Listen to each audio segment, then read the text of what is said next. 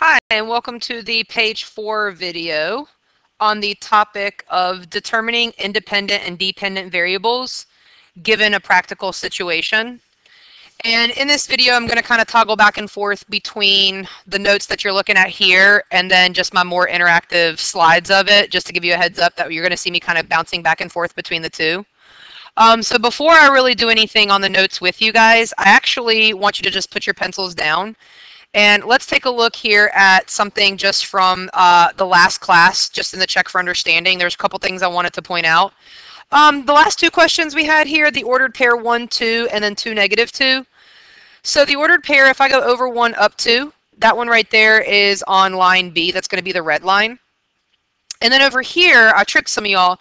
The point, if I go over 2 and then down 2, that is not on any of the lines, and so that would have been that last answer there, okay? One more thing here to go over, which graph below is the line that is generated by the table of values here. So you've got, based on the first point, I always like to start with anything with 0 that's on the axis. Again, let me hit backspace. We're going to look for 4, 0. I'm going to go over 4, and then I don't go up or down anywhere. So that immediately knocks out these two answer choices. If I'm looking from the origin for the point 4, 0, it's got to be here or here. So those two are definitely out. Then based on that, you can just kind of go through and see which other, like, it doesn't matter which order you go in to plot the points, but for this one, it's going to be G. And let me point out here, 0, negative 2. If I go 0, down 2, it's going to be right there. So we can see that G is the right line. From the origin, if I go down 2, it would not be on H. So G was definitely the right line here, okay? All right, so again, we're on page 4, and our learning target for today is that you want to be able to identify or determine independent and dependent variables. So this is not in your notes packet. This is just something I want you looking at on the screen here with me. And you can see that we have independent versus dependent variables. And in science, just talking about like watering a plant and growing something, that's like a very, very easy example to see that the variable that is changing, that is independent, okay? So like, let's say we're talking about one of the variables we're considering is the amount of water a plant gets versus the size of the plant or if it's growing or not. So you can control the water. You can control how much water you're giving that plant, and it is what changes. And the more water it gets, the more alive it's likely to be. And the less water it gets, it's likely going to die. And sometimes you guys know also that you could overwater a plant, but in general what we're trying to say here is that if you can change it, it's independent, and then the variable that is affected by that change is going to be our dependent variable, okay? Another example, when you guys are in control of how much sleep or studying that goes into an assessment, and then your score depends on that.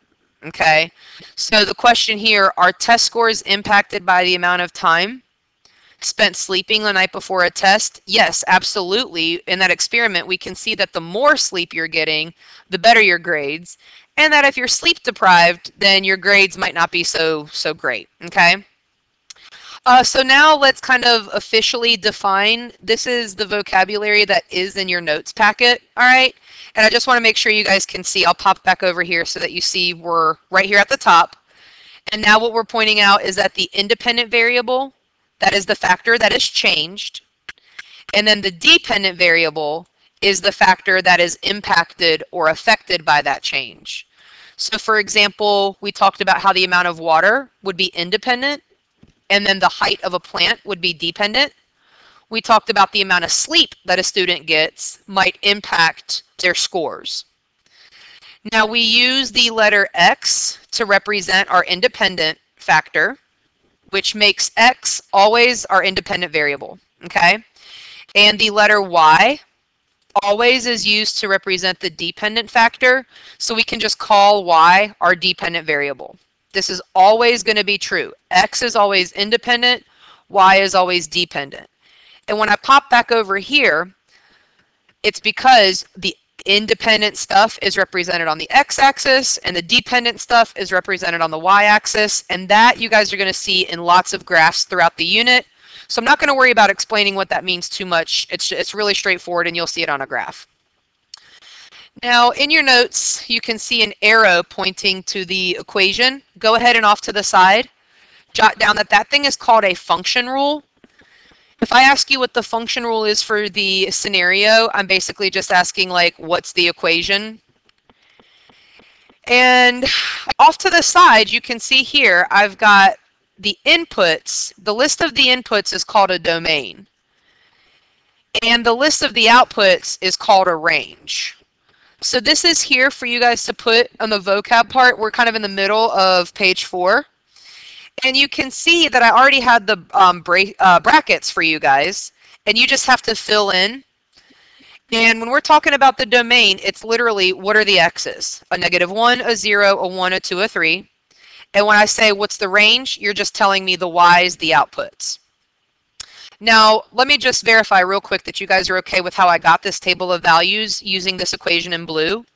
Let me point out, for example, if I were to plug in a 3, 2 times 3 is 6. 6 minus 3 is this 3. Okay? 2 times 2 is 4, and 4 minus 3 is the 1. All right, if I were to plug in this right here, 2 times 1 is 2, and that minus 3 is where I got this -1. So you just take these numbers, okay, y'all? You just take these numbers and plug them in for x, and then you crunch the math, and that tells you what the y should equal, and you list that here. By definition, the list of all these inputs is the domain. It's the stuff that you plug in. And the list of all your answers, the outputs that would go here, would be called the range. All right? So make sure you've got these numbers listed from least to greatest in your notes. And now let's talk about some bowling example here. All right? We've got a bowling example at the bottom of page 4. And it says that the local bowling alley charges $7 to rent shoes. And they basically charge you $8 per game that you play. So you got to pay the $7 just to rent the shoes. And then it's $8 for every game that you play. And I want to know, like, in this situation, what can you control? And you can control the number of games that you're playing. So go ahead and fill in there in the table of values that one game would cost you $15. And again, remember, you got to pay for the shoes plus now the $8 for the game. Okay? So then what if you were to play 2 games? All right? Well, 2 games would be $16, but we can't forget about the shoes. So 16 plus the 7 is where I'm getting my 23. And if I were to play 3 games at $8 each, that's 24. 8 times 3 is 24. And then when I add the $7 to rent the shoes, the cost there would be 31. So what we're looking at here is this is an input-output table. And our input values are the 1, 2, and the 3. And the dependent values, the output, would be the 15, the 23, and the 31. Now we have that G here represents games played. And if the games played changes, then the total cost changes. C here in our table is the total cost. And it depends on how many games that you play. So for some vocab, again, you have some arrows here. Let's make sure we've got everything covered. We're calling C the dependent variable. There's an arrow so you can label that C is the dependent variable. And it depends on the number of games that got played. Our input values were 1, 2, and 3, which makes our domain 1, 2, 3. The output values were 15, 23, and 31, which makes the range of 15, 23, and 31. Now we're going to talk a lot more about domain and range in the next class. So there is a lot more to do with just domain and range, but we'll worry about that later. For today, I just care that you can tell me that the inputs, the 1, 2, 3 is my domain, and that the outputs is my my 15, 23, and 31. Notice that we're listing these from least to greatest. That's just a stylistic thing, and it happens to be naturally happening in the table anyways. But you're going to see later on when we're talking about domain and range that these are always going to be listed from least to greatest, okay? So between this slide and this slide, all of the things are now answered on page 4, okay? We just went through this entire bowling alley example. We had that this was the independent variable. Y'all should have the words independent variable here. You should have the words dependent variable here. We said that the inputs were the 1, 2, and 3, and we call that a domain. And then one game we said was the Oh gosh, I already forgot. Was it $15? Yeah, 15, 23, and 31. Sorry about that. So you guys should have all this stuff filled out. The domain, again, you're just listing it in the brackets, is the 1, 2, 3 that we said. 1, 2, and 3. The output values were the 15, 23, and 31, so y'all should have those listed there, and again listed here for the range. And we said that G represents the number of games that got played. So games should be here, games played. And if that changes, it's going to change the total cost, which means that C here, the cost, depends on how many games we played. So that takes care of this page. Okay, we're all done with this page. And now I'm going to go back to my slides, and you guys are going to be filling in your notes along the way with this. All right? Cool. Here we go. So in this case, we're talking about perimeter. And here we have that John measures the length of each side of a square, and he uses that value to calculate the perimeter. Okay? So in this situation, you guys can see I have one square, and the perimeter is just 4 times however long this side is. So our two factors here, if you guys want to fill this out in your notes, the two factors are going to be the side length and the perimeter. The longer the side, the longer the distance around is going to be. Okay? So the total perimeter depends on how long each side is. And I just mentioned the longer each side, the greater the perimeter. So based on that, try to decide for yourself which one of these is independent and which one of these is dependent. If perimeter depends on the total length of all the sides, then the independent variable here is going to be the side length. And in the equation here, you can see that the dependent variable over here, the P equals, and then independent is over here for S. So go ahead and make sure you've got independent and dependent filled out along with the two factors. And now I'm going to go to the next slide here to show you guys in the table of values. You want to fill out the table of values here along with me. It's kind of in the middle-ish of your page. So the independent variable here is S. It tells us how long the side is. The dependent variable here would be P because the perimeter depends on the side length. So if the side length is a 3, well, 4 times 3 is 12. If the the distance of one of my sides here, if this length is a 5, then the distance around is a 20. And if the length, it's kind of covered up here, if the length of that last square there is a 6, the distance around it, the 6 by 4, would be a 24. So we can see here that the 12, the 20, and the 24 depended on how long each side was. Now we've got our table of values filled out in your notes. We can see again, that's just where I got the perimeter. And now we're going to come over here and we're actually just going to plot it. On your graph, the x-axis is blank, and so is the y-axis. Go ahead and be filling that out. And I mentioned to you guys at the beginning of the video that the independent factor is always down here on the x-axis, and the dependent factor is always represented here. So we're going to be able to see the length of each side and then what the total perimeter is. Okay, and it's just a 4, an 8, a 12, a 16, 20, 24, and so on. So if the side length is a 3, the perimeter is a 12. If the side length was a 5, we said the perimeter was a 20. And if the side length was a 6, then the perimeter should be a 24. And here we have now represented the scenario on the coordinate plane. And that takes care of just this scenario. Again, trying to get you guys comfortable with which letter would depend on the other one based on the scenario. And if you haven't already, make sure you label that this x-axis, okay, see I've got an x here. The x-axis is our side length. That's the independent situation. And the y-axis here was our perimeter. And again, the dependent stuff is on the y-axis. Now, if you guys see just a straight up equation, okay, just a straight up equation, and it's like, all right, here's an equation. What's going to be the independent variable and what's the dependent variable? Well, we take numbers and plug them in for x, and then our output always depends on that. So independent is always X, and the answer we get is always Y, which depends on the number that we plugged in. And I mentioned that at the very beginning of the video. Let me go back here. I had said that the independent stuff is on the x-axis and the dependent stuff is on the y-axis. And I also said that, I think it was, let me pull up right here.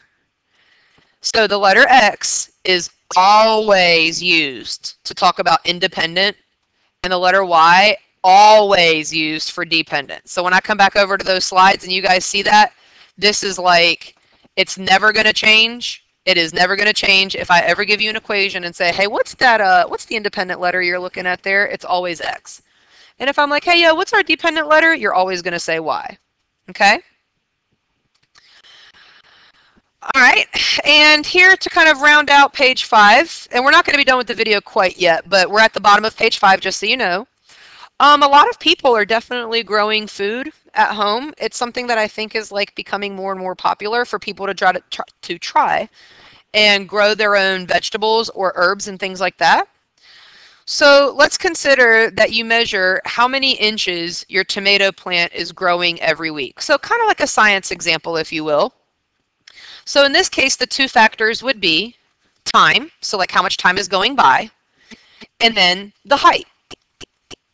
Now between these two factors, let's just ask ourselves, what do we have control over? We have control over when we check in to see the height. The height simply depends on when we checked in. So if we check in on week 1, the height's going to be one thing. If we check in on week 2 to see how much it's grown, it's hopefully growing a little bit more. So the height here of your plant simply depends on when you checked in to measure it, okay? So you've got that filled out. And notice in that kind of like zigzaggy box off to the side, there's a point here I want you guys to know. This is a true thing. If time is ever one of your factors, okay?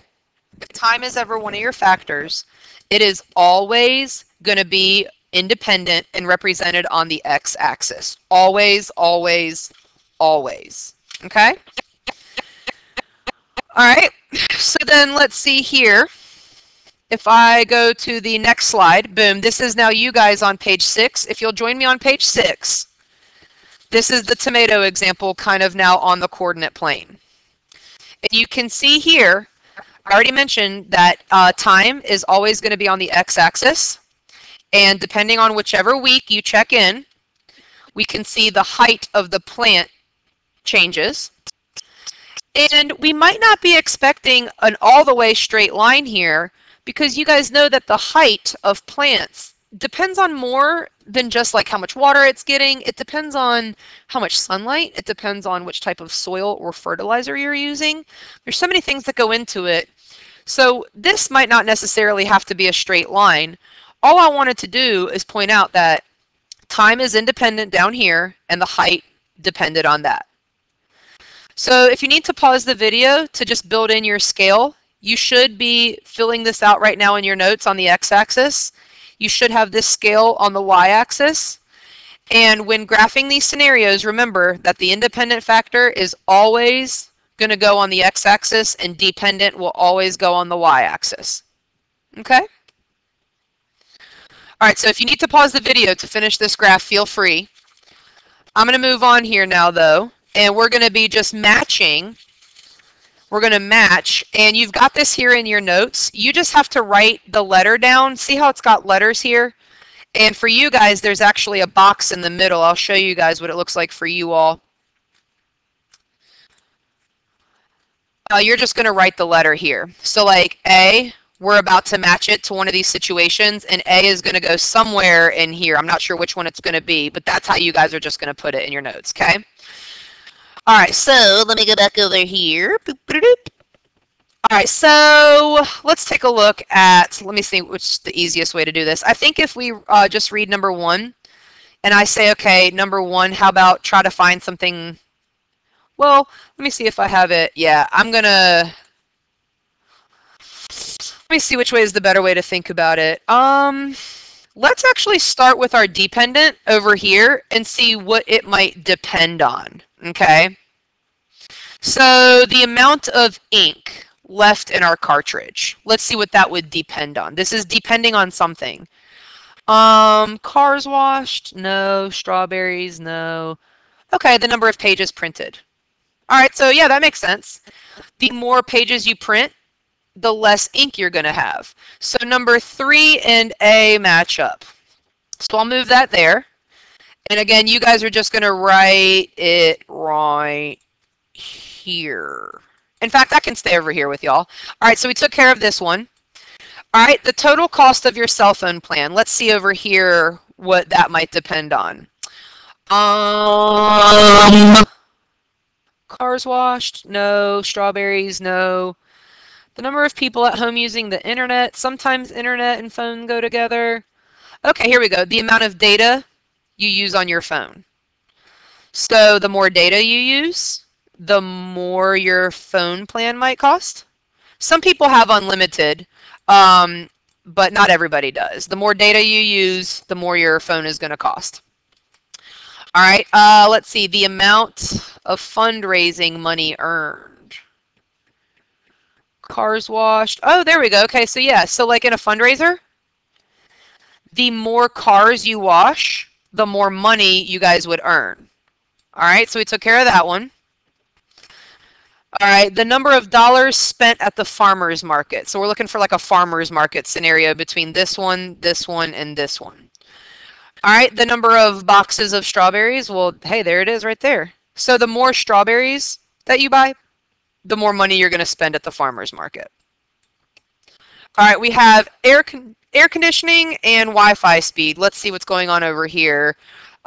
Internet and temperature. So the temperature one is going to impact the monthly cost of air conditioning. So the temperature outside will impact the monthly cost of air conditioning.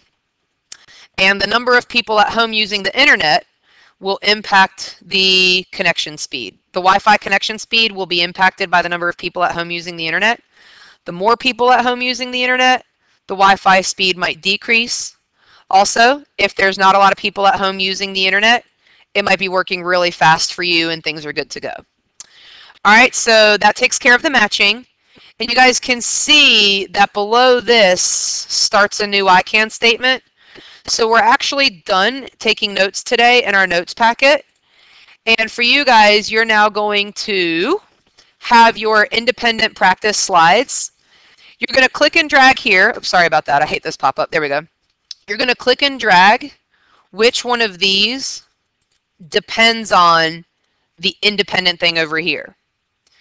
Then this is just like telling you on the next 3 slides to consider the scenario and type in the letter and what it represents for independent and dependent, okay? So you've got some slides to practice, and here for this last slide, you literally just have to tell me like P or S, X or Y, like what letter would represent the independent or dependent factor, okay? I think that's all for the video. Yep, that's it. Thanks for watching.